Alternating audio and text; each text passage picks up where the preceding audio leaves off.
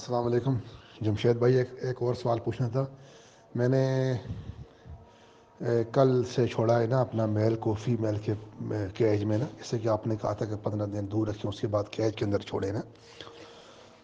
تو وہ میل تو 3-4 دفعہ اوپر گیا اس کے نا کراس کرنے کے لیے، لیکن فیمیل جو ہے وہ نیچے لیٹ جاتی ہے، فیمیل کراس نہیں کرنے دیتی، وہ ادھر ادھر بھاگتی ہے نا.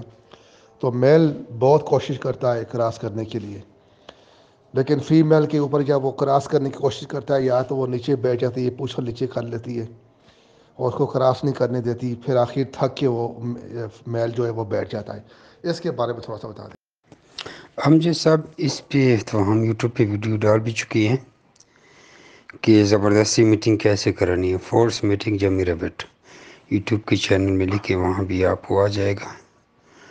لیکن اس کا آپ کو آسان حل یہ بتاتا ہوں. پہلے تو بات تو یہ ہے کہ آپ فیمیل کو رات کو میل کے ساتھ ڈالیں، صبح نکالیں، پھر دوسری رات نہ ڈالیں، پھر ایک رات ڈالیں، صبح نکالیں، یعنی ایک رات ریسٹ اور ایک رات ڈالیں. تو اس طرح آپ کی فیمیل انشاءاللہ پریگننٹ ہو جائے گی، اور 15 دنوں بعد آپ چیک کریں گے تو انشاءاللہ اس کے پیٹ میں روڑے محسوس ہوں گے.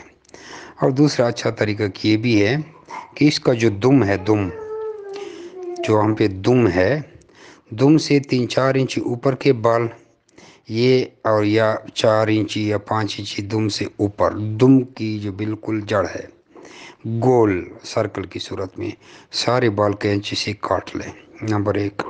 اس کے بعد اس کا جو شرمگاہ ہے مادہ کا، یہاں بھی، اور اس کے جو تسلی ہے یعنی ستل ہیں دونوں، جیسے اس کے بغل ہیں پچھلی ٹانگوں کے، ادھر بھی سارے بال ویسے نکالیں نوچ کے، اور فیمیل کو رات کو ڈالیں، صبح نکالیں، ایک رات ریسٹ، ایک رات میل کے ساتھ ڈالیں. انشاءاللہ آپ کی فیمیل پریگننٹ ہو جائے گی.